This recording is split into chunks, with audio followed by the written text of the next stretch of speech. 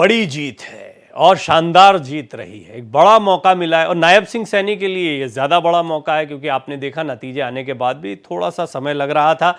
Finally Nayab Singh Saini को ही नेता विधायक दल का नेता चुना गया और उन्होंने मुख्यमंत्री पद की शपथ ली। तीसरी बार बीजेपी की सरकार बनी है। नायब सिंह सैनी दूसरी बार हरियाणा के सीएम बने हैं।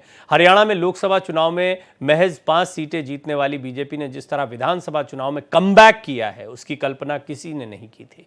खासतौर से कांग्रेस तो पूरे मन से जीत की आस लगाए बैठी थी, लेकिन नायब सिंह सैनी के नेतृत्व में बीजेपी ने दिखाया कि कैसे अंडर करंट था जो जीत के रूप में मिला।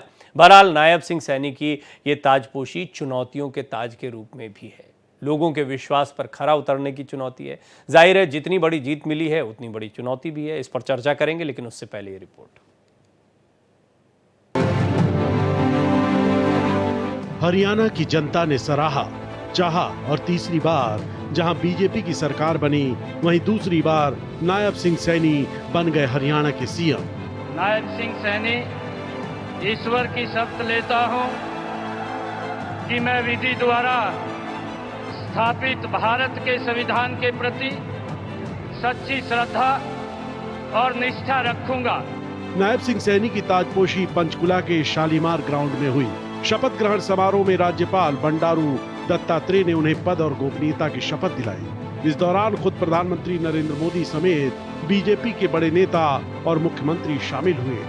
अनिल विज समेत 13 विधायकों ने मंत्री पद की शपथ ली। इस दौरान सैनी की कैबिनेट में जाति समीकरण का पूरा ख्याल रखा गया। बहरहाल इस बार हरियाणा में बीजेपी को जितनी बड़ी जीत मिली उतनी ही बड़ी चुनौतियां नायब सिंह सैनी की सरकार के सामने होंगी। मतलब यह है कि नायब सिंह सैनी को चुनौतियों का ताज मिला है। जितनी बड़ी जीत उतनी बड़ी चुनौती। हरियाणा में बेरोजगारी की दर 9% से अधिक। बेरोजगारी की राष्ट्रीय दर 4.1%। 24 फसलों की एमएसपी पर खरीद। अग्निवीर से आने वालों को नौकरी। बीजेपी का वादा है अग्निवीर के हर रिटायर्ड जवान को नौकरी। सूबे को कर्ज के जाल से निकालना। पिछली बार जिस तरह बीजेपी को जेजेपी के साथ गठबंधन करके सरकार चलाना पड़ा था, अब बीजेपी के पास फ्री हैंड है। नायब सिंह सैनी को चुनौतियों से पार पाते हुए विकास के रास्ते पर हरियाणा की ओर तेजी से दौड़ाना होगा। आखिर जनता ने इसलिए तो हरियाणा में बीजेपी पर तीसरी बार एतबार किया है। Bureau report, Bharat express. सबसे बड़ी चुनौती तो किसी भी सरकार के सामने जनता की अपेक्षाएं होती हैं, जनता की वो परेशानियां जिनसे वो दो चार होती रहती हैं। चुनाव कई मुद्दों पर होता है, उसमें कई रणनीतियां भी कार्य करती हैं, लेकिन नतीजा भारतीय जनता पार्टी के पक्ष में आया। बीजेपी को एक शानदार जीत मिली है। नायब सिंह सैनी दोबारा मुख्यमंत्री बने हैं, तो ऐसे में उनसे ये उम्मीदें पूरी करने की अपेक्षा हरियाणा की जनता कर रही है। मेरे साथ प्रियदर्शनी सिंह, प्रवक्ता भारतीय जनता पार्टी, और अंश वत्स, प्रवक्ता कांग्रेस, दोनों जुड़ चुके हैं। बाकी मेहमान भी मेरे साथ जुड़ेंगे, लेकिन पहले मैं इन दोनों से बातचीत करूंगा। मैंने आप दोनों को बड़ा मिस किया। जिस दिन नतीजे आ रहे थे उस दिन भी आप लोगों के सहयोगी और तमाम प्रवक्ता बैठते रहे, लेकिन मैं ये चाहता था कि अंश और प्रियदर्शनी दोनों मेरे साथ हों, क्योंकि आप लोगों के साथ हरियाणा चुनाव के हम आ जाते नहीं, ये तो आपकी पार्टी की तरफ से तय होता है। खैर कोई बात नहीं, आज बात करेंगे। मुझे इस बात की खुशी है क्योंकि आप दोनों से मेरी काफी बात होती रही इस दौरान। तो पहले प्रियदर्शनी जी आप ही बताएं मुझे, इतने सारे वादे कर दिए हैं, स्कूटी देंगे, बहनों को पैसा देंगे, कर्जे का बोझ भी है, बेरोजगारी दर अपेक्षाकृत देश के मुकाबले हरियाणा की ज्यादा है, तो अब तो वादे पूरे करने पड़ेंगे। क्या करेंगे? तो यही तो हमारा काम है। सी, एक कहावत है प्रवीण जी कि with more the power it is more the responsibility. जितनी हमारे पास पावर आती है उतनी हमारे पास जिम्मेदारी आती है।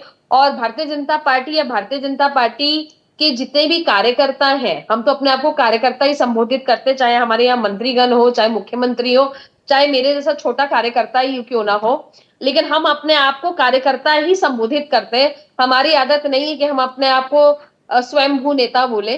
तो और मुझे लगता है कि ये हमारी कार्यशैली है, यही कारण है, और शायद यही कार्यशैली देख के ही आज हरियाणा का इतिहास बदल गया है। आज एक ऐसी चीज, ऐसी नायाब चीज हरियाणा की जनता ने देखी है जो कि कभी सोची भी नहीं जा सकती थी कि तीसरी बार एक ही पार्टी सरकार बनाएगी। और मैं ये आपको गारंटी के साथ, याद है मैं आपको बोल के गई थी कि मैं गारंटी देती हूँ कि हम सरकार बना रहे हैं। अब थोड़ा बहुत मंत्रिमंडल पे आ जाते हैं। मंत्रिमंडल इस बार का बड़ा इंटरेस्टिंग बना है। हम बात कर रहे थे कि 36 बिरादरियों को साथ में लेके चलेंगे, सबका साथ सबका विकास है, ये एक्चुअली में हमने साबित कर दिया है। आप ये सोचिए, आप ये देखिए कि कुछ ऐसे चेहरे हैं जो ऑलरेडी एक्सपीरियंस है, जैसे कि अनिल विज जी हो गए, राव नरबीर हो गए, किशन लाल पवार हो गए, बहुत सारे ऐसे चेहरे हैं, जैसे महिपाल डांडा जी हो गए, विपुल गोयल जी जो है वो मनोहर मतलब मनोहर फर्स्ट पार्ट 1 में मंत्री थे, उसके बाद नहीं रहे, लेकिन अब फिर दोबारा आ गए। तो ये संगठनात्मक स्ट्रक्चर आप देखेंगे, युवा चेहरों को भी हमने जगह दी है। हम लोगों ने गौरव गौतम जो कि पलवल से जीते हैं, उनको भी जगह दी है, और वो करण दलाल को हरा के आए हैं। करण दलाल अपने आप में कांग्रेस का बहुत बड़ा नाम है मतलब। और उसके बाद श्रुति चौधरी, 2 महिलाओं को भी जगह मिली है, आरती राव को जगह मिली है, अहिरवाल जी, जो हमेशा मैं हर डिबेट में मुझसे पूछा जाता था कि अहिरवाल को कब जगह मिलेगी, जो 11 सीटें जो अहिरवाल क्षेत्र है, जिससे कि सबसे ज्यादा विधायक हमने बना के भेजे हैं। तो हमें खुश हो जाना चाहिए कि 2 ऐसे मंत्री हमारे, 3 देखा जाए तो 3 मंत्री बने हैं, राव नरवीर, आरती राव और ठीक है प्रियदर्शनी जी, ये आपने मुझे जातीय समीकरण कैसे इनको साधा गया है ये बताया। मैं तो चुनौतियों की बात कर रहा हूं कि बहुत सारे वादे हैं जो किए गए हैं, उनका क्या, कैसे उनको एड्रेस किया जाएगा। ही सरकार बनी, जैसे हमें पता लगा कि हमें मैंडेट मिल गया है, अभी तक शपथ ग्रहण भी नहीं हुआ था, सारे एमएलए ऑन एक्शन आ गए थे, मंडियों में चले गए थे, और ये निर्देश हमारे नायब मुख्यमंत्री द्वारा दिया गया था। सबने बात की, मंडियों में जो मॉइस्चर या जो भी समस्याएं हैं आवंटित कारीगरों की सारी जितनी भी समस्याएं कि बिचौलियों को कैसे हैंडल किया जाए, क्या धान की परचेजिंग होगी, किस तरीके से होगी, इस पे एक एमएलए अपने अपने क्षेत्र में गया है, पहली बात। दूसरी बात, आंगनवाड़ी की महिलाओं को सौगात मिली, 24,000 नौकरियां आज दे दी गई हैं, आज ही शपथ ली और आज ही नौकरियां मिल गई। इससे ज्यादा नॉन स्टॉप मुख्यमंत्री आपको कहां मिलेगा। आज ही मुख्यमंत्री साहब से किसी ने पूछा कि आपके दरवाजे पहले की तरह ही खुले रहेंगे या बंद हो जाएंगे, तो उन्होंने कहा जी मेरी तो किवाड़ हमेशा ही खुली रहेगी, 5 साल आप देखना और खुली रहेगी, आगे भी खुली रहेगी। और जिस तरीके से आप देखिएगा भारतीय जनता पार्टी जिस तरीके से और जिस पैटर्न पे अब हरियाणा में काम करेगी, कोई बड़ी बात नहीं है कि ये जैसे कि गुजरात से भारतीय जनता पार्टी को कोई नहीं हटा पाया है, मध्य प्रदेश से भारतीय जनता पार्टी को कोई नहीं हटा पाया है, ना हरा पाया है, सबने एड़ी चोटी का जोर लगा लिया। अब मुझे लगता है तीसरा ये स्टेट ऐसा बनेगा जहां से भारतीय जनता पार्टी को हटाना असंभव हो जाएगा। ठीक है, आपके साथ आत्मविश्वास की वजह भी दिखाई पड़ती है। तीसरी बार भाई सरकार बनी है, तमाम ऑड्स के बावजूद बनी है, तमाम ओपिनियंस के बावजूद बनी है। अंश भाई, ये बात तो सही है कि देखिए तीसरी बार जनता ने चुना है और जनता ने ज़्यादा मजबूती के साथ चुना है। अब उसमें रणनीति कह लें, आप लोगों की कुछ कमियां कह लें, वो जो भी वजह रही हो उसकी बड़ी एनालिसिस हम करते रहे। खैर, एमएसपी पर आपने देखा कल ही बड़ा निर्णय लिया गया है, और ये एमएसपी मुझे लगता है कि एक तरीके से हरियाणा के लिए एक ट्रिब्यूट भी है, किसानों को एड्रेस करने का प्रयास भी है। ये भी कोई दो राय नहीं है कि महाराष्ट्र और झारखंड के चुनाव भी हैं, उनको भी नज़र में रखा गया होगा। लेकिन भारतीय जनता पार्टी काम कर भी रही है और कई चीज़ें बताई अभी प्रियदर्शनी जी ने, जैसे कि उनके लिए आगे बढ़ेंगे। फिर भी अब विपक्ष का नज़रिया क्या रहेगा वादों को लेकर, और जो वादे आपने किए थे वो सरकार से पूरे करवाने को लेकर? सबसे पहले आपके सभी दर्शकों को मेरा नमस्कार। और नायब सिंह सैनी जी ने शपथ लिए तो मैं उनको सबसे पहले बधाई देना चाहूंगा, और आपके सभी दर्शकों को मैं वाल्मीकि जी की जो जयंती है उनकी भी मैं उन सभी को शुभकामनाएं देना चाहूंगा। देखिए, भाजपा की प्रवक्ता ने अनेकों बात की, लेकिन और वो आप जैसे कह रहे हैं कि उन्होंने कई काम गिनाए, मेरे को नहीं लगता है कि कोई भी काम भारतीय जनता पार्टी ने पिछले 10 सालों में उन्होंने धरातल पे किए हैं। और पिछले वादे तो उन्होंने पूरे किए नहीं, नए वादे जो है उन्होंने जनता पर थोपने का काम कर दिया है। आपने अब बात की है 5 रुपए के सिलेंडर की, आपने अपनी घोषणा में, आप मुझे इसका जवाब देके जाइए। यही सेम घोषणा क्या हमने राजस्थान विधानसभा चुनाव में नहीं सुनी थी, जो मनोहर लाल जी घोषणा करके गए थे? उसके बाद परिणाम क्या रहा था? आज हरियाणा की जनता इंतजार कर रही है कि वो जो 5 रुपए के सिलेंडर की उन्होंने घोषणा की है वो कब लागू होगा, कब महिलाओं तक पहुंचना शुरू होगा। इन्होंने जो बात की है, एक सेकंड, इन्होंने जो बात की है, क्या वो मिलना शुरू हो गया है उनको? सिलेंडर महिलाओं को मिलना शुरू हो गया है? कितने महिलाओं को सिलेंडर मिला है ये भी, कितने महिलाओं को सिलेंडर मिला है ये भी आप बता के जाइएगा। और यहाँ पे इन्होंने जो बात की है 2 लाख सरकारी पद को भरने की, सब जनता वेट कर रही है कि आपने 10 साल में तो भरे नहीं, 30 से ज्यादा पेपर लीक हो गए हरियाणा में, आपने कोई कानून बनाया नहीं, और आज जब आप 2 लाख सरकारी पद भरने की बात कर रहे हैं तो वो आप किस प्रकार से भरेंगे? क्योंकि जिस प्रकार से भारतीय जनता पार्टी की एक नीति रही है कि वो भर्ती तो निकालते नहीं है, और अगर भर्ती निकालते हैं तो उसमें कुछ ना कुछ इस प्रकार से करते हैं कि वो जो भर्ती है वो कोर्ट में जाके अटक जाती है, उसमें कोई ना कोई वो फॉल्ट लगा देते हैं। तो इसलिए इस जो अब ये 2 लाख सरकारी पद जो उन्होंने भरने की बात की है, इसमें किस प्रकार से वो भरने की प्रक्रिया करेंगे, उस चीज को लेकर भी यहाँ पे जो है जनता इंतजार कर रही है हरियाणा की। और यहाँ पे भारतीय जनता पार्टी में अगर आप देखेंगे कि इन्होंने जैसे कहा ना कि हम सब लोग अपने आप को नेता नहीं मानते हैं, मैं सर इनकी बात से एकदम सहमत हूं। जो अनिल विज जी चुनाव से पहले अपने आप को मुख्यमंत्री के सपने सोए बैठे थे, आज वो अपने आप को चौकीदार की हैसियत पे देख रहे हैं। तो ये भारतीय जनता पार्टी में इनके नेताओं का सम्मान है। जो राव इंद्रजीत जी अपने आप को मुख्यमंत्री पद का नेता समझ रहे थे, उम्मीदवार सोच रहे थे, वो जो है आज उनकी क्या बट स्थिति ये है? ठीक है, ये तो उनका इंटरनल मसला है। बातचीत हुई, नेता चुना गया सर्वसम्मति से, प्रस्ताव नहीं। अनिल विज जी की तरफ से ही रखा गया। जनता देख रही है, जनता देख रही है, जनता देख रही है ना। मैं वही तो बता रहा हूं ना कि किस प्रकार से जो हमारी कांग्रेस पार्टी से भी जो जाते थे, यहां से जो मुख्यमंत्री पद की रट लगाए बैठे थे, आज वो क्या है कि सिर्फ एक मंत्री पद पे ही सेटल हो गए हैं। यहाँ पे अगर आप देखेंगे श्रुति चौधरी जी, यार उनको सिर्फ एक मंत्री पद पे सेटल कर दिया, राज्य मंत्री पे। उनको क्या आप देखिए ना, तो और किस प्रकार से कुलदीप बिश्नोई जी की भी मैं बात कर लूं, जब उनके बेटे आदमपुर से जीते थे, उन्होंने मंत्री पद की मांग की थी, उनको कोई मान सम्मान मिला नहीं। तो जो यहाँ पे किस प्रकार से इनके नेताओं का मान सम्मान है, वो किसी से भी छुपा नहीं है। हमारी भाजपा की प्रवक्ता ने एमपी की बात की, आपकी एमपी से कोई हिला नहीं पाया। एमपी में एक बार इनको अगर याद नहीं होगा तो अभी कुछ जो रिसेंट से जो पहले का चुनाव था, उसमें कांग्रेस पार्टी को जनादेश मिला था, और आपने जो थी वहां पे चोरी की सरकार बनाई थी। तो इसको जो है जनता भूलेगी नहीं। और उसके बाद आपने गुजरात की बात की, एमपी की बात की, लेकिन आपने यूपी की बात नहीं की, क्योंकि यूपी का जो है और बाकी प्रदेशों का आपको स्थिति पता है कि किस प्रकार से आपकी वहां पे जो यूपी मॉडल आप पूरा देश में लेके चलते हैं, उसकी किस प्रकार से धज्जियां पूरे आपने लोकसभा चुनाव में आपकी निकली है, किस प्रकार से आपके ही नेताओं में खींचतान चल रही है, योगी जी और आपके केंद्रीय नेतृत्व में। अंश भाई, मुझे ऐसा लगता है, मैं आपको बताता हूं, एक बहुत फ्रैंक ओपिनियन बताता हूं अपना। मैंने आपको इतनी बार चर्चाओं में सुना, लेकिन आज जो है मुझे ये ओरिएंटेड नहीं लग रही बात। आप एमपी पे चले गए, आप उनकी बात को एड्रेस कर दिया। एमपी का मसला बिल्कुल अलग, वहां भी आपकी उठापटक थी, ज्योतिरादित्य सिंधिया नाराज थे, आपकी परेशानी थी वो सरकार गिरना हो या बाद में कमजोर होना, उसमें आपकी खींचतान थी। यहां भी शैलजा जी और भूपेंद्र हुड्डा के बीच जो कुछ हुआ, ये तो अब तो स्वीकार करिए, तब भी आप नहीं करते रहे। बाद में जब नतीजे आ गए, उस पर भी कमेंट आ गए, शैलजा जी के कमेंट भी आ गए, फिर भी आप लोग स्वीकार नहीं कर रहे। प्रवीण जी बस 5 सेकंड, प्रवीण जी मैं बस 5 सेकंड। मेरे साथ अनिल माहेश्वरी जी वरिष्ठ पत्रकार भी जुड़ गए हैं, उनसे बात करूंगा। आप बोलिए अपनी बात पूरी करिए। आप एमपी की जैसे बात करनी थी ना वो प्रियदर्शनी जी, तो मैं उस पर यह कह रहा था कि वहां पे जो उन्होंने सरकार चलाई थी, बाकी के जो बाकी के समय की, वो उन्होंने चोरी की सरकार चलाई थी। तो जो किस प्रकार से ये खींचतान जो है ना, उनकी पार्टी में भी खूब भर भर के है। हमने तो मिलकर लड़ा था, तो मैंने तो अनिल विज जी का जवाब दिया ना, क्या अनिल विज जी मुख्यमंत्री पद का दावा नहीं कर रहे थे वहां पे? अनिल जी, अब मुझे बताएं कि क्या चुनौतियां हैं और कितना व्यावहारिक रहेगा उन वादों को पूरा करना जो चुनाव के दौरान किए गए हैं, खासतौर पर उन परिस्थितियों में जब पहले से हरियाणा पर एक बोझ हो।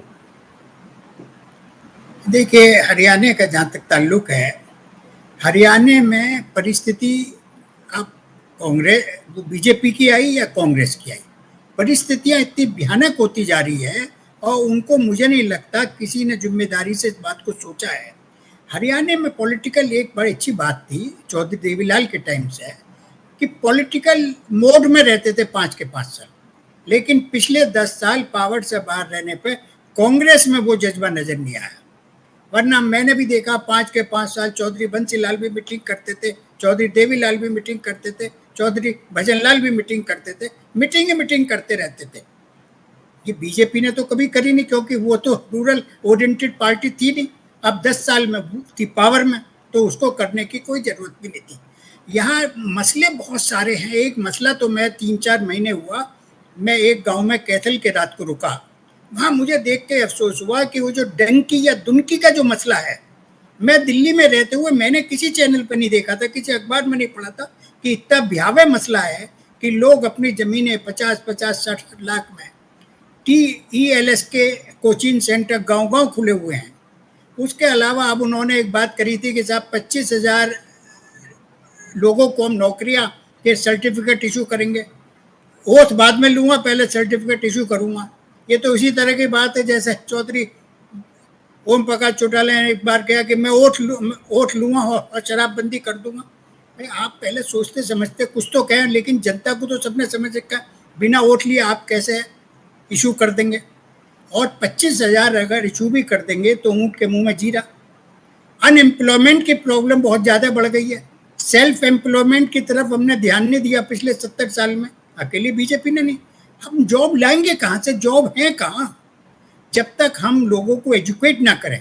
और मुझे तो एक अफसोस हरियाणा के अंदर और है, मैंने काम किया है कि जो जनसंपर्क का कार्यालय था वो बहुत अच्छा कार्यालय था हरियाणा का और पंजाब का। वो चौधरी वो जो है ना प्रताप सिंह कैरो के टाइम से चला आ रहा था। एजुकेट ये करना चाहिए कि आप बतलाइए हमने कितना बड़ा किसान आंदोलन का क्रेडिट हरियाणा को दे दिया कि किसान आंदोलन हरियाणा से चल रहा है, पता नहीं क्या हो जाएगा। और एक एक किसान पागल है। और जब ईवीएम मशीन खुली तो पता लगा उसका कोई इम्पैक्ट ही नहीं था। 2000 वोट उस किसान नेता को मिले जिसको दिल्ली में सारे अखबार वाले अपने कंधे पर उठाए फिर रहे थे। इसका मतलब ग्राउंड रियलिटी से कितनी दूर है, वो डंकी का मुझे कहीं नहीं पता लगा। अनएम्प्लॉयमेंट है, उसके साथ साथ डेवलपमेंट भी है और प्रॉस्पेरिटी भी आ रही है, रोड भी बनी है, बहुत सारे काम हुए। लेकिन लोगों के दिमाग में ये जो आ गया है कि सरकारी नौकरी एक लाइसेंस है काम करने का। अग्निवीर स्कीम अच्छी स्कीम है जिसमें 5 साल के बाद में आपको पुलिस फोर्स के अंदर भी चांस मिल जाएगा और कहीं भी मिल जाएगा और आपको प्रायोरिटी मिलेगी। लेकिन गवर्नमेंट की तरफ से कोई एजुकेशन नहीं हुई। अब पता नहीं भाजपा या तो समझती है कि हमसे ज़्यादा कोई होशियार नहीं, हमें कोई आवश्यकता नहीं कि हम लोगों तक ये मैसेज पहुंचाएं कि भाई ये स्कीम आपके फ़ायदे की। प्रधानमंत्री तो अच्छी अच्छी बातें सोचते हैं, अच्छी अच्छी बात करते हैं।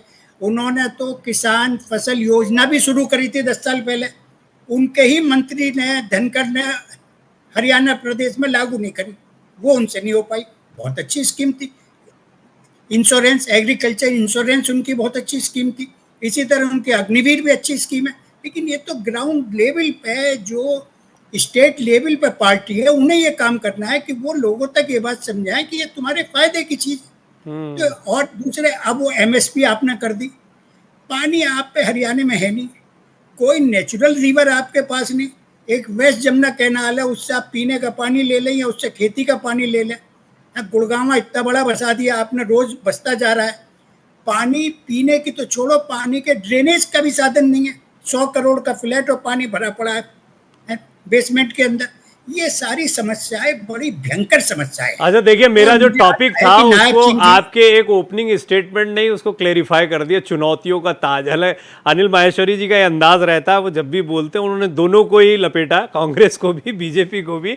लेकिन भारतीय जनता पार्टी की पिछले 10 साल से सरकार है प्रियदर्शनी जी, और अभी एक बार फिर मौका मिला है। ठीक है, चुनाव में वादा कर दिया जाता, बोल दिया जाता, अब तो सत्ता आ गई है, अपने हिसाब से काम किया जाएगा। या जमीन पर जो चुनौतियां, खास तौर पर जो अनिल जी ने बात कही उसमें बेरोजगारी सबसे, और ये ऐसा नहीं कि अनिल जी कह रहे हैं, हरियाणा में बेरोजगारी युवाओं की चिंता सबसे बड़ी चिंता है। वो पिछले 10 साल में भी थी, अभी आने वाले 5 साल में भी चुनौती। इसको कर कैसे रहे? हम जड़े जमा लिए, अब मध्य प्रदेश की तरह कोई नहीं उखाड़ पाएगा, ये सब ठीक है, अच्छा है जोश भरने के लिए बात, लेकिन ये बेरोजगारी कैसे हटाएंगे? इसने भी तो जड़े जमा रखी है। प्रवीण जी, सबसे पहले आपकी बात का जवाब देने से पहले अंश भाई को एक शेर सुनाना चाहती हूँ। सुना है आज समंदर को बड़ा गुमान आया है। सुना है समंदर को आज बहुत गुमान आया है। उधर ले चलो कश्ती जहां तूफान आया है। तो मैं ये बात इसलिए बोली है कि कांग्रेसियों का, मुझे लगता है, मैं किसी भी कांग्रेसी प्रवक्ता को सुनती हूँ अभी या कांग्रेसी नेता को सुनती हूँ, इनका गुमान नहीं जा रहा है, इनका अहंकार नहीं जा रहा है। ये बात तो हकीकत है। देखिए, आज भी हुड्डा साहब ने अफरा तफरी में मीटिंग बुलाई, सारे नेताओं की, उसमें शैलजा जी के लोग नहीं गए, ये तो हुआ अरे है सुनिए ना प्रत्यक्ष में प्रियदर्शनी हो रहा जी, है। इनका और वो गुमान हमारे घर तोड़ना, को देख रहे इनका हैं। गुमान तोड़ना है तो काम है नहीं, इसी वोट इसलिए तो मिला नहीं कि इनका गुमान तोड़ना है, वोट Correct, मिला है correct, बेरोजगारी इसी हटाने गुमान के। में ये चले गए। मैं बताऊं, अब मैं आपको बताऊं, मैं अनिल जी की बातें सुन रही थी, बिल्कुल सही बात है। जब भी कोई नई सरकार बनती है, चुनौतियां होती है, बिल्कुल होती है, और हम खुद इस चीज को एड्रेस कर रहे हैं कि बेरोजगारी एक मुद्दा है, और इस मुद्दे को अगर हम एड्रेस कर रहे हैं, तो अगर ऐसा नहीं होता तो आज 24,000 नौकरियां हमने क्यों निकाली, और जो आज रिजल्ट आया है ये क्यों आया है? इसका मतलब कि हम भी इस बात को समझ रहे हैं। थोड़ा समय दीजिए, नहीं, नई मेरे को दुल्हन का एक चीज पहला पे पैर एक पड़ा चीज है। पे थोड़ा हंसी आ रही थी, फिर भी मैं रुका। मैंने कहा प्रियदर्शनी जी बोलने, आपने बोला कोई भी नई सरकार बनती, अरे तीसरी हाँ। बार बन रही है, 10 साल से सरकार चल रही है, तीसरा 10 मौका साल मिल में गया। तो देखिए ना, अनिल जी ने तो खुद ही बहुत सारे काम गिनवा दिए, और भी और 10-15 काम मैं गिनवा देती हूँ जो मैंने पहले भी गिनवाए। तो देखिए, ऐसा नहीं है अगर हमने काम नहीं किया होता तो हम सरकार में नहीं आते, यही बात है। हकीकत यह है कि हमने काम किया है। 6 पे कमीशन लेके आए, 7 पे कमीशन भी हम ही लेके आए हैं हरियाणा में। एमएसपी की बात करें, एमएसपी में भी हमने किसानों को दिया है, पहले 14 फसलों पे दिया, फिर 24 फसलों पे दिया।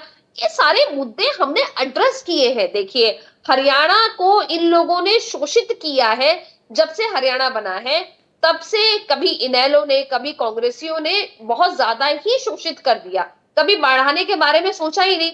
आप ये सोचिए कि हमारे पास गुड़गांव जैसा राजस्व का सबसे बड़ा केंद्र है, इनसे पूछिए इनके समय पे कितनी फॉरेन इन्वेस्टमेंट ये लेके आए। ये तो डीएलएफ के सामने कदम झुका दिए थे, इन्होंने घुटने टेक दिए थे। ये बात तो हकीकत है। आज आज सिर्फ गुड़गांव में डीएलएफ ही एक बिल्डर नहीं है, ऐसे कितने बिल्डर्स हैं, कितने रिसोर्सेज हैं, कितनी फॉरेन फंडिंग्स है, कितनी कंपनीज आई हैं। और ये बात हकीकत है, ऐसा नहीं है कि 10 साल में नहीं हुआ है।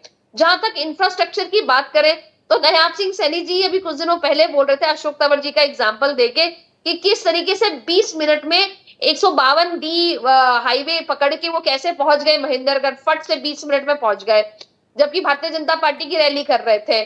तो ये तंज था, लेकिन ये हकीकत है कि देखिए, आज गुड़गांव से अगर आपको चंडीगढ़ जाना होता है तो आप 4.5 घंटे में पहुंच जाते हैं। एक समय ऐसा भी प्रवीण जी मैंने देखा है, जहां पे मुझे जाना पड़ता था अपने बादशाहपुर से, अगर मुझे जाना पड़ता था पंचकुला, तो कम से कम 8 घंटे लगते थे, 8 घंटे मिनिमम लगते थे, और तब आप जाके चंडीगढ़ पहुंचते थे। चंडीगढ़ दूर था हमारे लिए। तो आज जनता को ये समझने की जरूरत है कि हमें समय दीजिए। अभी तो दुल्हन आई है, अभी उसको कमरे देखने दीजिए, चीजें देखने दीजिए, फिर वही समझने बात, दीजिए। फिर और- वही और बात, कहाँ हफ्ता भर दुल्हन है? दीजिए। तो फिर से मौका मिला, तीसरी बार मौका मिला है, कहाँ दुल्हन है? अब ना तो भारतीय जनता पार्टी यहाँ पर दुल्हन है, ना आपकी सरकार कोई दुल्हन है। इतना मौका किसी को, इतिहास रच दिया, तीसरी बार आना, तो मतलब मैं जनता बोल रही बार हूँ, बार हमारा कह रही है कैंडिडेट मिला है, भाई बिल्कुल हमारी सही बात समस्या बोल दूर रहे हैं। करो, हमारी और समस्या इसमें दूर कोई करो। दो राय नहीं है। अंश भाई, अब आपकी बारी। आप मुझे थोड़ा सा ये बताएं कि कई वादे थे जो आपकी तरफ से भी किए गए, और वो वादे भी उतने ही। सुनील जी, आपका भी स्वागत है, जुड़ गए हैं हमारे साथ में। तो अंश भाई, आपने भी कई बड़े वादे किए थे, वो वादे पूरे करना भी उतना ही चुनौतीपूर्ण होता जितना कि हम बीजेपी के लिए बात कर रहे हैं। तो ऐसे में अगर बीजेपी ने कुछ वादे किए हैं तो वो भी पूरा कर लेंगे जैसे आप कर लेते। देखिए, बात यहाँ पे जब आती है तब आती है बात मंशा की। मंशा की बात मैं क्यों कर रहा हूं? अगर आप, बीजेपी के प्रवक्ता ने कहा कि जैसे शादी करके आए, अभी तो दुल्हन आई है। मैं आपको यही कहना चाहूंगा मैम कि शादी करके वो अभी नहीं आई, वो 10 साल पहले आ चुकी थी। अब तो 10 साल के बाद भी अगर वो उनको परेशानी ही समझने में, घर को समझने में ही समय लग रहा है, तो फिर अब उनको देखना पड़ेगा, है ना। 10 साल में तो बच्चा भी बड़ा हो जाता है, स्कूल भी चले जाने लग जाता है। उसी प्रकार से सरकार आपकी जो है वो 10 साल पहले आई थी। आपको जनता ने तीसरी बार समय, आपको मौका दिया है, और उसके बाद भी जब आप 10 साल में सत्ता में रहने के बाद भी अगर आप 2 लाख सरकारी पद को एड्रेस नहीं कर रहे, आप उनको भर नहीं रहे हो, और भाजपा की प्रवक्ता खुद ये स्वीकार कर रही है कि बेरोजगारी एक मुद्दा है, अर्थात आपकी डबल इंजन की सरकार इस देश, आपकी प्रदेश में चल रही है। मोदी जी ने 2 लाख सरकारी पद रोज हर साल भरने की बात की थी, जनसंख्या बढ़ी और है, आपकी 10 उसके साल बाद में भी जनसंख्या हरियाणा में बढ़ी है। धरातल पे वो लागू नहीं हो पाया है। तो उसके बाद भी जो है जनता आपसे सवाल पूछेगी। इसलिए मैं कह रहा हूं कि मंशा एक बहुत बड़ी बात है। यहाँ पे आज हम चुनौतियों की बात कर रहे हैं। आज हरियाणा में कर्ज क्या है? आज 4.5 लाख से अधिक हरियाणा में कर्ज है। और कांग्रेस के समय पे जो हरियाणा में कर्ज था वो 70,000 करोड़ था। और जब हमारे टाइम पे जब 70,000 करोड़ था, उस समय पे हमने क्या क्या किया था? हमने 2 एम्स बनवाए थे, नेशनल कैंसर इंस्टीट्यूट बनवाया था, हमने केंद्रीय विश्वविद्यालय बनवाए थे, कितनी सारी ऐसी संस्था मैं बता सकता हूं। हमने स्टेडियम्स को रिपेयर करवाया था, हमने स्टेडियम्स बनवाए थे, हमने कितनी सारी योजनाएं चलाई थी जिससे किसानों को प्रोत्साहन मिलेगा, युवाओं को प्रोत्साहन मिलेगा बेरोजगारी को कम करने के लिए। लेकिन आज भाजपा के राज्य में क्या है? आज 4.5 लाख से अधिक सरकार पे कर्ज है हरियाणा सरकार पे, लेकिन उसके बाद भी आज कोई एक बड़ा वो काम बता दे। यहाँ पे वो मेट्रो की जो बात कर रहे हैं, मेट्रो कहाँ आगे बढ़ी है? अगर मैं फरीदाबाद की बात करूं तो हमारे समय पे जो राजा नाहर सिंह तक मेट्रो थी, उसके आगे 1 इंच भी अगर गई हो तो बता दें।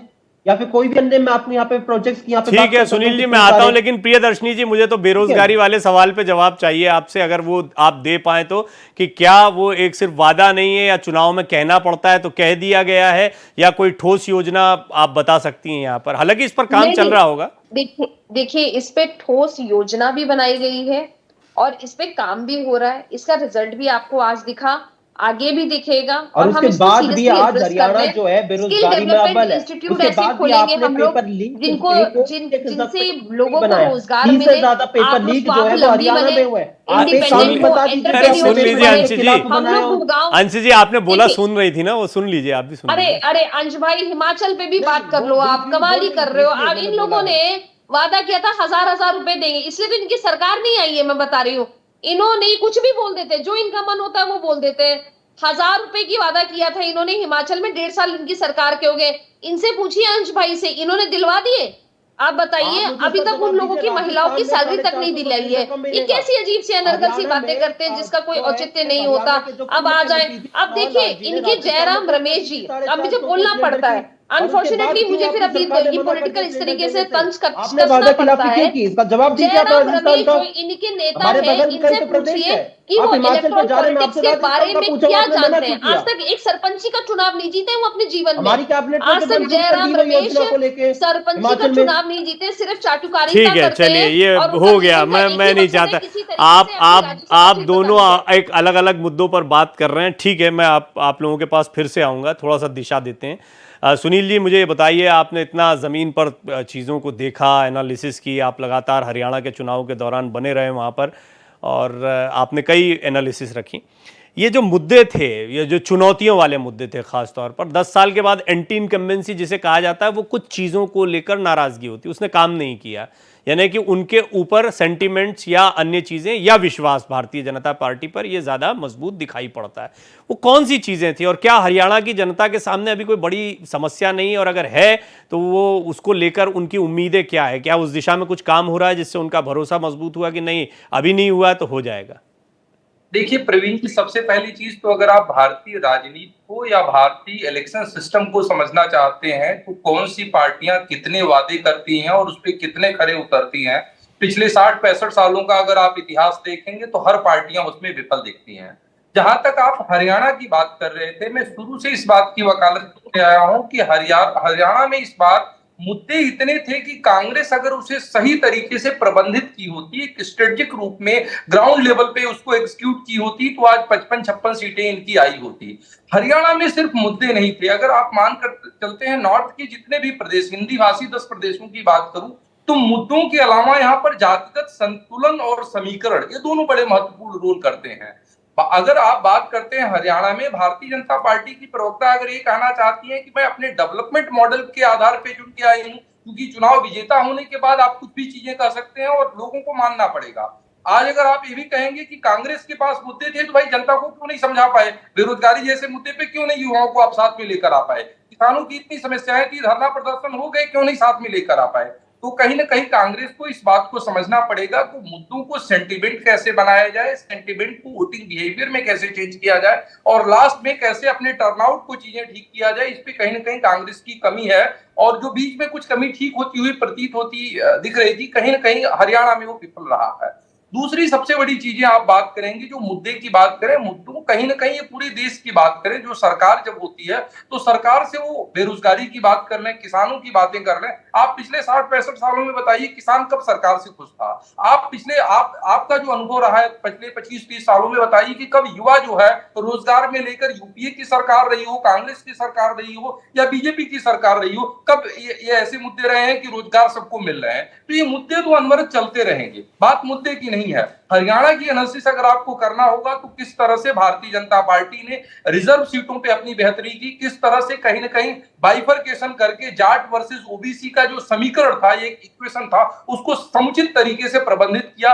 कई सीटों पे इंडिपेंडेंट कैंडिडेट को या तो कहें स्पॉन्सर करके या तो इंडिपेंडेंट कैंडिडेटों की मदद से मैं नहीं कह सकता हूं, I am not someone to suppose to say कि उन्होंने स्पॉन्सर किया। ठीक है, इस पर तो हमने डिटेल में बात की है। आपने एक अच्छी लाइन भी दी थी मुझे, मैं उसका बड़ा इस्तेमाल करता हूं, नैरेटिव वर्सेस स्ट्रैटेजी। और मुद्दों की जब बात होती है तो वो नैरेटिव वाली बात, मुझे वो आपकी बात जची कि वो स्ट्रैटेजी जो है वो भी, और दोनों इंपॉर्टेंट है, इसमें कोई नकारात्मक वर्ड नहीं। नैरेटिव इलेक्शन में जरूरी होता है, स्ट्रैटेजी भी जरूरी। प्रवीण जी, मैं एक चीज आपको बताऊं, उस दिन भी मैं आपकी डिबेट में उदाहरण दिया था कि खाने बने, मतलब व्यंजन बनाए गए हुए थे, लेकिन कांग्रेस ने उसे परोस नहीं पाया सही तरीके से। अगर सही सिस्टम इनके नहीं, आपने एक बिंदु दिया है जिसपे अनिल जी इतने सीनियर जर्नलिस्ट हैं और कई चुनाव उन्होंने अपनी जिंदगी में देखे हैं, तो मुझे बताएं, एक तो बदलाव जो हुआ और दूसरा सचमुच में अनिल जी क्या आप ये मुद्दों का कोई बहुत विशेष मायने नहीं रह गए हैं क्या?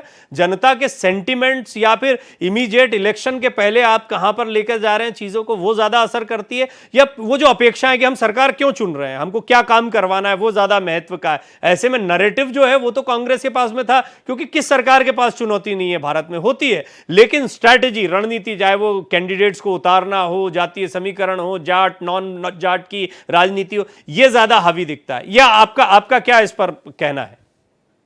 मैंने आपसे इससे पहले भी कहा था कि हरियाणा में जो पॉलिटिकल पार्टीज के लीडर थे, चाहे चौधरी बंसीलाल हो, देवीलाल हो, विजयलाल हो, 5 के 5 साल इलेक्शन मोड में रहते थे, बराबर मीटिंग करते रहते थे। कांग्रेस ने 10 साल में ऐसा कोई काम नहीं करा कि जिससे लोगों तक उसकी पहुंच बनी रहे। मुद्दे बहुत थे, कांग्रेस के लिए एक वेव भी थी, नैरेटिव भी बन रहे थे, सब कुछ हो रहा था, लेकिन भुनाने में नाकामयाब इसलिए रही। और जहाँ तक अब गवर्नमेंट के सामने मुद्दे अभी हमने कहा बहुत सारे हैं, कोई सा आदमी आ जाओ, कोई ऐसा तो जादू है नहीं हाथ में कर दे। अब आप सेल्फ एम्प्लॉयमेंट की बात प्राइम मिनिस्टर करते हैं, बहुत अच्छी बात है।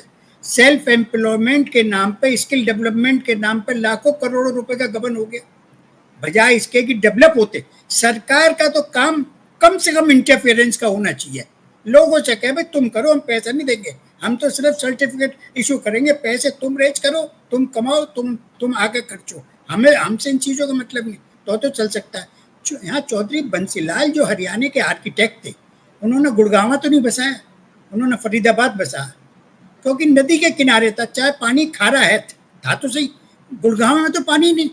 उनके बाद में जो भी चीफ मिनिस्टर आते गए, उन्होंने गुड़गांव की आज ही हालत कर दी कि 100 करोड़ के फ्लैट मिल रहे, 4 करोड़ का फ्लैट डोही में मिल सकता है। आज मेरे एक दोस्त पूछ रहे थे, तो मैंने कहा वहां तो 4 ही करोड़ का फ्लैट है, यहाँ 100 करोड़ का।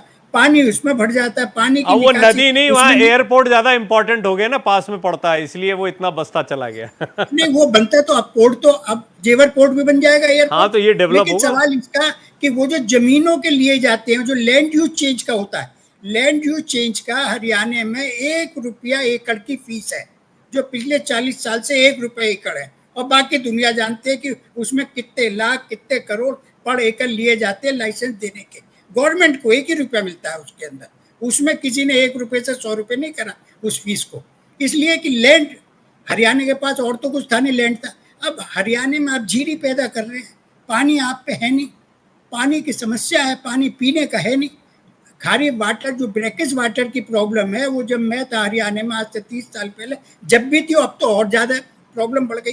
तो अगर इन्हें, अपने सैनी साहब को, जवान हैं, अगर अपना एक लॉन्ग लास्टिंग इम्प्रेशन छोड़ना, जैसे लोग आज भी चौधरी बंसीलाल को याद करते हैं, तो इन्हें कुछ ड्रेस्टिक कदम लेने पड़ेंगे। पॉलिटिकली उनसे नुकसान हो सकता है, लेकिन हरियाणा प्रदेश अपने एक नायक चाहता है, जैसे हरियाणा, जैसे ड्रास्टिक कदम, जैसे नायक बंसीलाल भाई, जिन्होंने हरियाणा को बनाया। नहीं, ड्रास्टिक कदम कैसे, किस किस्म के ड्रास्टिक कदम, कुछ कदम बताइए। ड्रास्टिक कदम ये कि गवर्नमेंट का लीस्ट इंटरफेरेंस, जब आए थे, जब ये गवर्नमेंट आई, तो मुझे हरियाणा बड़ी अच्छी बात लगी कि एक पुलिस वाले ने मुझसे ये कहा कि बाबूजी हरियाणा में पुलिस की भर्ती में पैसे नहीं चले जब मनोहर लाल जी आए थे। मैंने कहा भाई ऐसा हो नहीं सकता, हरियाणा में तो हमारे टाइम में भी चलते थे। उन्होंने कहा नहीं साहब ऐसा ही हुआ है, और अब भी करप्शन जो भर्तियों के नाम पे वो तो कम हुआ है उनके मुकाबले जो और जगह होते रहे, लेकिन उसके बाद में स्टेप इस टाइप के कि जैसे अनएम्प्लॉयमेंट की प्रॉब्लम का, वो डंकी की प्रॉब्लम का।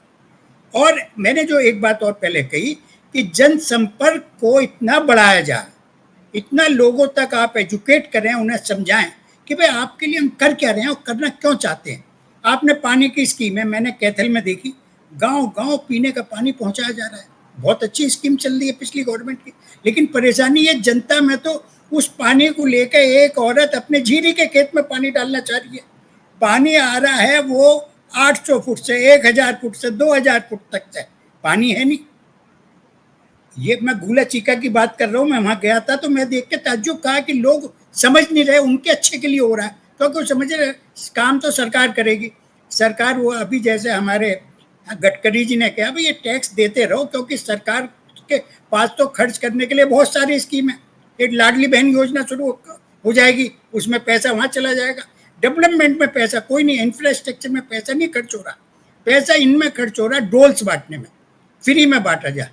चौधरी देवीलाल ने 100 रुपये महीना पेंशन बांधी थी, उससे बुजुर्गों की इज्जत बनी थी गांव गांव। लेकिन इसका मतलब ये तो नहीं 100 के 500 कर दो, 1000 कर दो। हर आदमी आता है कहता मुझे क्या है, गवर्नमेंट का पैसा है। जब तक इस पैसे को अपना नहीं समझेंगे, ट्रस्टी नहीं समझेंगे अपने आप को। हरियाणा में बहुत डेवलपमेंट हुआ है और भी है, लेकिन मैं दुनकी स्कीम देख के तो मुझे ताज्जुब हुआ। ठीक है, आपने एक ये बात कही दुनकी जो आप बता रहे हैं, और ये बेरोजगारी इसकी जड़ में होता है। कहीं ना कहीं लोग जो भागना चाहते हैं या लोग कहीं भी और जाकर जॉब करना चाहते हैं, उसको वो डर ही मन में है कि किसी तरह कहीं रोजगार मिल जाए। अंश भाई, घूम फिर के बात ये आई कि आप लोगों के साथ में सब कुछ था, लेकिन संगठनात्मक रूप से आप परोस नहीं पाए, ठीक तरीके से जनता से कनेक्ट नहीं कर पाए, उन मुद्दों को नहीं रख पाए, चुनौतियों को नहीं रख पाए, इसलिए जनता ने खारिज कर दिया। देखिए, जैसे हमारे जो चुनाव विश्लेषक जी हैं सुनील जी, उन्होंने भी जैसे कहा कि अगर आई थिंक उन्होंने नहीं कहा था कि अगर आप जीत जाते हैं तो 10 कारण आपके पक्ष में आ जाते हैं। आज हम ये जो डंकी की समस्या के यहाँ पे बैठ के बात कर रहे हैं, ये क्यों कर रहे हैं? क्योंकि राहुल गांधी जी ने इस मुद्दा को उठाया था, अपनी हर सभा में उसको मुद्दे को उठाया था यहाँ पे, तभी तो इस मुद्दे पर लेकर आज हम चर्चा कर पा रहे हैं। नहीं तो इससे पहले अगर हमने कोई चर्चा की हो तो आप बताइए। यहाँ पे आप बात हो रही है जनसंपर्क को लेकर, मैं आपको यहाँ पे बैठ के हमारी जो जनसंपर्क को लेकर कार्यक्रमों को बात करूं, विपक्ष आपके समक्ष हमारा कार्यक्रम था, हमारा हाथ से हाथ जोड़ो कार्यक्रम था, कितने सारे मैं आपको कार्यक्रम की बात करूं। अगर शैलजा जी के कार्यक्रम की बात करूं तो कांग्रेस संदेश यात्रा उनकी चल रही थी। नहीं, चुनाव के दौरान की बात नहीं कर रहे हैं, वो तो 5 साल की बात कर रहे हैं। चुनाव के दौरान ये मैं आपको 5 साल के ही मैंने बताया। विपक्ष आपके समक्ष हमारा कार्यक्रम जो था उसमें आपको हाथ से हाथ जोड़ो कार्यक्रम की बात बता रहा हूं। हाथ से हाथ जोड़ो कार्यक्रम हमारा 2022 में आई थिंक स्टार्ट हुआ था, 2023 में स्टार्ट हुआ था। हाथ विपक्ष आपके समक्ष जो था उससे पहले हमारा स्टार्ट हुआ था 2022 में। तो हमारे और से पहले की भी काफी सारे कार्यक्रम चलते। तो जनसंपर्क में हमारे हम हर मुद्दे पे अगर कर जा रहे हैं, मतलब संगठनात्मक रूप से आप संतुष्ट हैं? आपको लगता है बढ़िया काम किया हमने संगठनात्मक रूप से? नहीं, मैं ये कह रहा हूं, नहीं देखिए, मैं मेरा यहाँ पे बैठ के काम है कि जो यहाँ पे बात आ रही है उस पे जो है करेक्ट करना। नहीं था, हम हारते हैं, मैंने कहा देखिए, मैंने अगर हारते हैं तो उसके कई के कारण होते हैं जिसपे हमारा विश्लेषण जो होता है वो चलता है। मैं ये नहीं कह रहा कि सब कुछ अच्छा है, कई ऐसे पहलू थे, अगर जो हमें हार मिली है उसके बाद कुछ ऐसे पहलू हैं जिन पर चर्चा करने की जरूरत है। लेकिन ये यहाँ पे बात कहना कि हमने कोई मुद्दा नहीं उठाया, आज हम जो डंकी मुद्दे पे बात कर रहे हैं, राहुल गांधी जी ने अगर वो मुद्दा नहीं उठाया था तो आज हम क्या इस पे चर्चा कर रहे हैं? कह दिया आपने, अब इसी पे हम लूप बना के चलते रहेंगे तो कैसे काम दे। एक मुद्दा है, ठीक है, इसका और यही नहीं, आपने पहलवान नौजवान किसान बोला था, ये मुद्दा भी उठा, ये सारे नैरेटिव आपकी तरफ से, आपकी तरफ से, हरियाणा कितना बड़ा मुद्दा था किसान का। अगर मुद्दा इतना किसान जो थे अपनी मांगों को लेकर खड़े, जलेबी खा खा के हम लोग बड़े हुए, किसान जो थे अपनी मांगों को लेकर खड़े, हमने सिर्फ उनको एक मंच देने का काम किया। प्रियंका गांधी जी ने उत्तर प्रदेश में जब वो गई, या फिर मैं अगर हरियाणा मैं की आपकी बात बात करूं, मैं तो आपकी हमने बात कितने से सारे इत्तेफाक कार्यक्रम रखता हूं अंश किसानों भाई, के, लेकिन एक बात हमने बताऊं मैं किसानों को आपको, जागरूक चाहे पहुंचाने का काम किया। डंकी का मुद्दा अभी उठा दिया एक बार अनिल माहेश्वरी जी ने, तो एक बार फिर हम बात करने लगे। सच पूछे तो भूले बैठे थे उसको कि हाँ राहुल गांधी ने उठाया था मुद्दा, सही बात है। चाहे मुझे याद भी नहीं है चाहे कब वो मुद्दा चाहे उठा था। पहलवान, चाहे नौजवान, चाहे किसान, बड़े नैरेटिव थे, लेकिन याद क्या रहा, क्या चलता रहा चुनाव के दिन? जलेबी, जिसको प्रियदर्शनी जी, आप भले ये मुझे एक चीज तंज की बताइए, तरह, अगर ये पहलवानों तंज का की मुद्दा तरह था, लिया जाता है, ये किसानों का मुद्दा मजाक है, कि ये अगर गलत यहाँ पे है, बैठ के आप या मैं चर्चा लेकिन नहीं कर रहे तो किसने उठाया है? ये किसने मजाक उठाया की मुद्दा? तरह है। सुनिए तो सही, ये तंज लगता है, लेकिन ये जलेबी जो है ना, ये भी एक नैरेटिव है, बड़े नैरेटिव के ऊपर ये, और एक जो हमने इमेज वाली। देखिए प्रवीण जी, कांग्रेस पार्टी ने यहाँ पे बात की पहलवानों की, किसानों की, बेरोजगारी की, हमने बात की डंकी की। भारतीय जनता पार्टी किसकी बात कर रही थी? जलेबी की। तो वो यहाँ पे बात कर तो रही फिर थी इसका शैलजा जी की। मतलब, हम तो यहाँ पे मुद्दों की बात कर इसका रहे थे, अपने मतलब तो हर हरियाणा कार्यक्रम की में हमने जनता बात जो है की उसको थी। मुद्दे समझ में नहीं आते, उसको जलेबी वाला मुद्दा समझ में आता है। नहीं, हमने तो हर मुद्दे पे बात किया ना ना। ना, मैं तो आपको गिना मुद्दा रहा तो हूं, इनका हमने तो पसंद बात आया, किया। पसंद इनको किया, मुद्दा इनका पसंद आया। देखिए वही बात है ना फिर, कि अगर आप जीत जाए तो आप तो 10 कारण अब बता यही देंगे तो कि बात अच्छा है, देखो ये एक मतलब मुद्दा आप सही जब चल कुछ गया। बोलते हैं, मैं क्यों बोल रहा हूं ये बात, मेरा आपने तो आपको यहाँ पे उलझाना बात मेरा उठाई मकसद थी, नहीं है। आपने मेरा तो यहाँ मकसद पे सिर्फ बात ये उठा बताना रहे है हैं कि हरियाणा हमने की कोई जनता मुद्दा को नहीं ऐसा ना उठाया, समझ मैं लिया तो जाए, आपको बता रहा हूं, हरियाणा की कर रहा हूं जनता उस को चीज ऐसा ना पे, समझ लिया जाए कि उसको समझ में नहीं आते उठाया, मुद्दे। तो आज डंकी मुद्दे पे क्यों चर्चा नहीं कर नहीं, रहे हैं? आज सुनिए हम सुनिए बेरोजगारी अंश पे भाई, चर्चा मैं क्यों क्या कर रहे कहना हैं? चाह रहा हूं वो अगर समझिए। चुनाव के समय पे हमने किसानों सुनिए तो पहलवानों को सही, लेकर सुनिए चर्चा क्यों की थी? सुनिए, मैं कहना क्या चाह रहा हूं, मैं ये मजाक के तौर पर नहीं कह रहा बात को, मैं कहना सिर्फ ये चाह रहा हूं, पॉइंट ये है कि बात ऐसा नहीं है कि आप हरियाणा की जनता को ये समझ ले कि उसको जलेबी और इन गंभीर मुद्दों का फर्क नहीं पता है। कोई बेवकूफ नहीं है हरियाणा की जनता, लेकिन हरियाणा की जनता विश्वास करती है कि नहीं कि आपने जो नैरेटिव रखा है वो कितना खरा है या वो पॉलिटिकली मोटिवेटेड है। ये एक महत्वपूर्ण बिंदु होता है, ये एक बात निकल कर। बाकी सुनील मिश्रा जी थे, सुनील मिश्रा जी ने तो भविष्यवाणी की थी कि आपकी जबरदस्त सीटें आ रही हैं और इन्हीं मुद्दों के आधार पर की थी। तो सुनील जी मुझे बताइए कि ये मुद्दे जो हैं, मुद्दे बनाम मुद्दे, मुझे तो लगा कि जलेबी जलेबी जलेबी छाई रही है आखिर। मैं ये भी नहीं मानता कि सिर्फ जलेबी की वजह से कोई बदलाव आ जाता है, जनता का मिजाज बनने में समय लगता है। फिर भी बताइए कौन किस पर भारी पड़ा और क्यों? आपको समझनी पड़ेगी और जो भी ऑडियंस है अपने उनको समझनी पड़ेगी। इलेक्शन में सबसे बड़ी चीज क्या होती है? Counter approach. आप सामने वाले को किस तरह से काउंटर कर रहे हैं, लेकिन काउंटर के साथ कंसिस्टेंसी क्या है, अर्थात बूथ लेवल पर वह काउंटर अप्रोच पहुंच पाया कि नहीं पहुंच पाया। मुझे लगता है अगर आप देखेंगे तो कहीं ना कहीं आप ये बोलते हैं कि कांग्रेस मुद्दे को नहीं रेस कर पाई, मैं इसको नहीं मानता हूं। कांग्रेस की पिछले 3-4 महीनों की जो हरियाणा में कैंपेन थी मास लेवल पे, वो बहुत अच्छा किए, लेकिन उन्होंने शायद लोकसभा चुनाव में भारतीय जनता पार्टी को जिस तरह से अपेक्षित लाभ नहीं हुआ या जिस तरह से अपेक्षित सीटें नहीं मिली, उससे उन्होंने सीखा नहीं। क्या नहीं सीखा? मैं 2-3 चीजें आपको बताता हूं। कैंडिडेट सिलेक्शन, 50% आप वो सीटें नहीं जीत पाए हैं जो पिछली बार आप जीते हुए थे। इसका मतलब आपको कैंडिडेट चेंज करने थे, नए चेहरे देने थे, सिर्फ और सिर्फ हुड्डा के लॉयलिस्ट को नहीं रखना था। तमाम, मैं I can give 1 by 1 seats example जहां पे ऐसी सिचुएशन हुई है कि कोई बहादुरगढ़ से एक इंडिपेंडेंट बंदा चुन कर आता है जो आपके आगे पीछे लंबे समय से दौड़ रहा था। आप पलवल में एक ऐसे बंदे को देते हैं जिसको सर्वे रिपोर्ट में जो बता रही थी कोई चुनाव नहीं जीत सकता है, न्यू ब्लड चाहिए कहीं। तो कहीं ना कहीं आप ये देखकर चलें कि जो बेसिक मिस्टेक हुई है वो नैरेटिव्स को सस्टेन करने की हुई है। मैं 2-3 चीजें आपसे बताना चाहता हूं। सबसे पहली चीज, आपने जाट पे तो फोकस किया, आपने खिलाड़ियों पे तो फोकस किया, लेकिन उसी पैरेलल समय पे कि एससी मतदाता जो एक मेजर रोल लेता है, क्या आपने उसको साधने की कोशिश की, उसके मुद्दों को समझने की कोशिश की? आज के समय में प्रवीण जी आप ये मानकर चलिए कि ज्यादातर मतदाता आपके समर्थन में नहीं आता है जब उनको एक इलेक्शन मैनेजमेंट में अप्रोच होता है कैंसरिज्म अप्रोच। कैंसरिज्म अप्रोच क्या है? कि लोगों के दिमाग में इतनी फ्रस्ट्रेशन हो जाए कि सरकार को हटा देना है, ये नहीं चाहिए मुझे कुछ भी कंडीशन में। कहीं ना कहीं हरियाणा में देखेंगे कांग्रेस ने अपने पूरे मुद्दों को, नैरेटिव्स को बूथ मैनेजमेंट तक नहीं ले जा पाई, सस्टेन नहीं कर पाई और लोगों में इस चीज की प्राप्ति नहीं ला पाई कि बीजेपी को हटाना है, इस बार इसे खत्म करना है। यह कॉन्सेप्ट लास्ट के 20-25 दिनों में काम करता है। तो कहीं ना कहीं मतदाता जब मतदान करने जाता है तो उसे लगता है कि हुड्डा आए या ना आए, लेकिन नायाब सैनिकों या पीछे जो खट्टर जी थे इनको हटाना है। ये अगर आप परसेप्शन मैनेज नहीं कर पाते हैं, इंग्लिश में एक कोटेशन है, परसेप्शन प्रीसीड्स रियलिटी। सबसे पहले अवधारणा आती है, आपकी जो है रियलिटी बाद में आती है। मुझे लगता है कि जो परसेप्शन मैनेजमेंट का सिस्टम है ग्राउंड तक कैसे ले जाया जाए, बूथ तक कैसे ले जाया उसमें जाए, कमी रह गई, बीजेपी उसमें कमी रह गई। अनिल सर मुझे अब ये बताइए, ये क्लोजिंग कमेंट की तरह भी लेंगे इसको हम।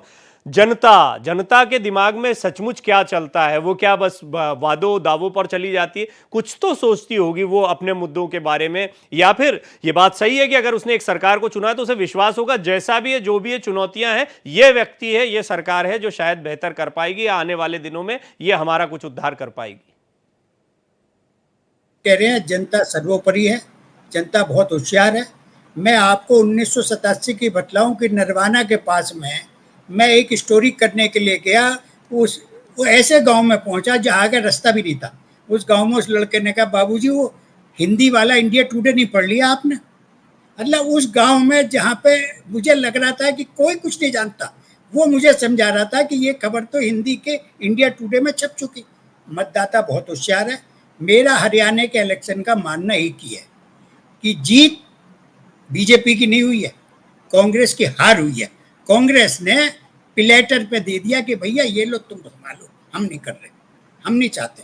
आज भी कांग्रेस का स्ट्रक्चर ये है कि अगर विधायकों की मीटिंग हुई है तो वो कांग्रेस के जो इतने बड़े बड़े भवन जो पुराने कांग्रेस के नेता बना गए उनमें नहीं होती, वो हुड्डा साहब के घर पे हुई है दिल्ली। कांग्रेस की एआईसीसी की जो मीटिंग होती है वो मीटिंग सोनिया गांधी के घर होती है, एआईसीसी हेडक्वार्टर में नहीं होती। हालांकि इनसे कुछ बातें बीजेपी ने भी सीख ली है, उनके यहाँ भी यही होने लगा है। होम मिनिस्टर के घर हो गई, प्राइम मिनिस्टर के हो गई, बजाय इसके कि पार्टी ऑफिस में बैठे, दरी पे बैठे, आलू पूरी खाएं। वो भी 5 स्टार कल्चर है, होती जा रही है। लेकिन कांग्रेस ने तो आज की मीटिंग जो, चलिए, आज नायब सिंह सैनी जी का दिन था, हमने आज चर्चा इसी पर कर ली, लेकिन ये बढ़िया चर्चा रही। सुनील मिश्रा जी और अनिल माहेश्वरी जी ने अपने अपने पॉलिटिकल व्यूज दिए और एनालिसिस रखी। प्रियदर्शनी सिंह और अंश वत्स ने अपनी अपनी पार्टियों का रुख रखा। एक बात ये समझ में आती है मुझे, जो माहेश्वरी जी ने कही है कि प्लेटर में सजा कर दे दी, ये बीजेपी की जीत से ज्यादा कांग्रेस की हार है। उसके कारण जो है वो आपको सुनील मिश्रा जी ने बताए हैं। और अंशवत्स जो कांग्रेस प्रवक्ता है, उनका कहना है कि भाई जब हार जाते हैं तो 10 बातें हर कोई कहता है। वहीं प्रियदर्शनी सिंह ये कह रही हैं कि अभी तक काम किए हैं तो आगे जो वादे किए हैं वो जरूर पूरे करेंगे, लेकिन वादे कई बड़े हैं, चुनौतियां हैं, इसमें कोई दो राय नहीं। फिर भी मौका मिला है। नायब सिंह सैनी एक युवा नेतृत्व के तौर पर उभर कर आए हैं, दोबारा उन पर भरोसा शीर्ष नेतृत्व ने दिखाया है। निश्चित तौर पर हरियाणा को उनसे बहुत उम्मीदें हैं और उसकी शुभकामनाएं हम उनको देते हैं।